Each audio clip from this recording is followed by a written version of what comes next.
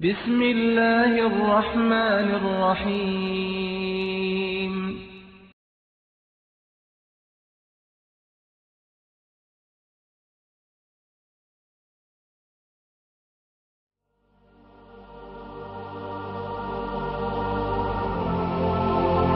Il y a 14 siècles, Dieu a fait descendre le Coran sur l'humanité pour la guider. Il appelait les gens à être guidés vers la vérité en adhérant à ce livre.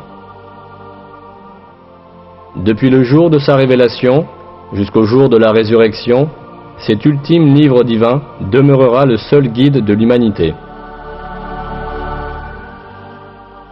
Le style incomparable du Coran et la sagesse supérieure qu'il renferme sont des preuves irréfutables qu'il s'agit de la parole de Dieu. Mais le Coran possède aussi de nombreux attributs miraculeux, prouvant qu'il est une révélation divine. L'un de ces attributs est le fait qu'un certain nombre de vérités scientifiques, que seule la technologie du XXe siècle nous a permis de découvrir, étaient déjà affirmées dans le Coran voici 1400 ans.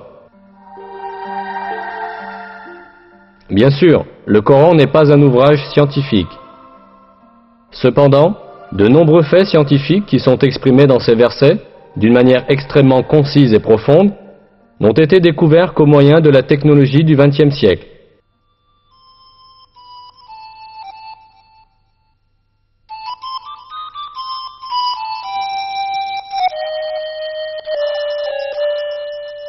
Au 7e siècle, lorsque le Coran a été révélé, la société arabe avait de nombreuses superstitions sans fondement à propos des questions scientifiques.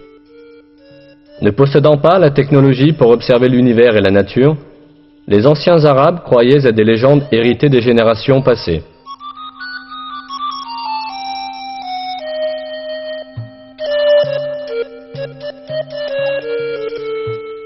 Ils supposaient, par exemple, que les montagnes soutenaient le ciel. Ils croyaient que le monde était plat et qu'il y avait de hautes montagnes à chaque extrémité. On pensait que ces montagnes étaient des piliers qui maintenaient en l'air la voûte du ciel.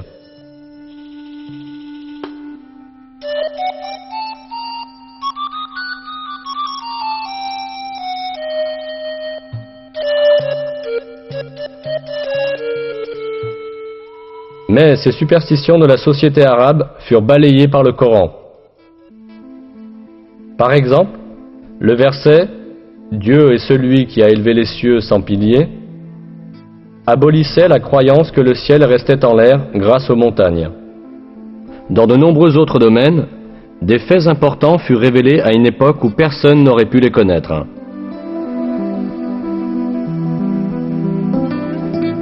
Le Coran, qui a été révélé à une époque où les gens savaient très peu de choses sur l'astronomie, la physique ou la biologie, contient des faits essentiels sur des sujets variés, comme la création de l'univers, la création de l'être humain, la structure de l'atmosphère et les équilibres délicats qui rendent possible la vie sur Terre. Examinons maintenant quelques-unes des vérités scientifiques révélées dans le Coran.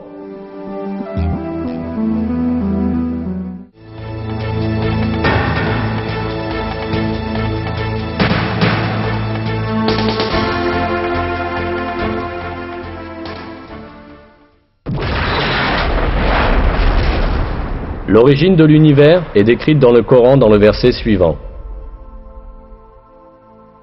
Lui, qui est à l'origine des cieux et de la terre. Cette information, donnée dans le Coran, est totalement en accord avec les découvertes de la science contemporaine. La conclusion, atteinte par l'astrophysique aujourd'hui, est que l'univers tout entier, ainsi que les dimensions de la matière et de l'espace, sont apparus à la suite d'une grande explosion qui a eu lieu hors du temps.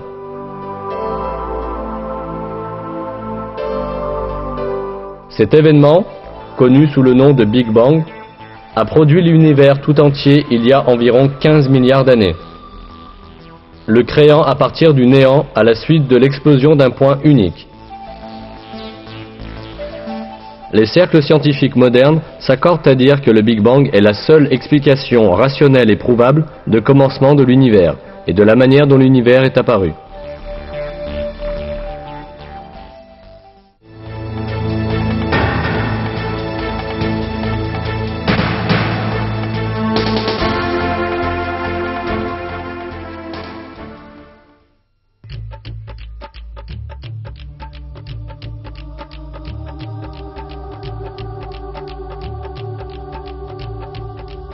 Dans le Coran, qui a été révélé voici 14 siècles à une époque où la science de l'astronomie en était à ses balbutiements, l'expansion de l'univers est décrite ainsi.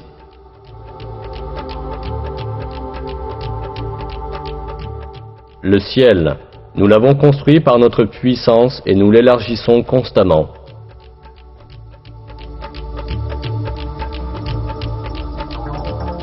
Le mot ciel, utilisé dans ce verset, est employé en divers endroits du Coran pour désigner l'espace et l'univers.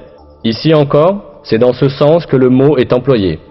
Autrement dit, le Coran nous informe que l'univers est en expansion. C'est exactement à cette conclusion que la science est parvenue aujourd'hui. Les recherches, les observations et les calculs effectués grâce à la technologie moderne ont cependant révélé qu'en réalité, l'univers a eu un commencement et qu'il est en expansion constante.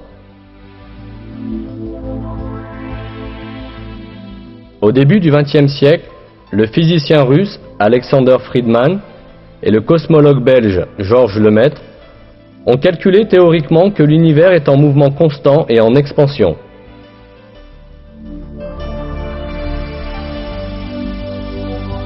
Ce fait devait être prouvé par l'observation en 1929. En observant le ciel avec un télescope, l'astronome américain Edwin Hubble découvrit que les étoiles et les galaxies s'éloignaient constamment les unes des autres.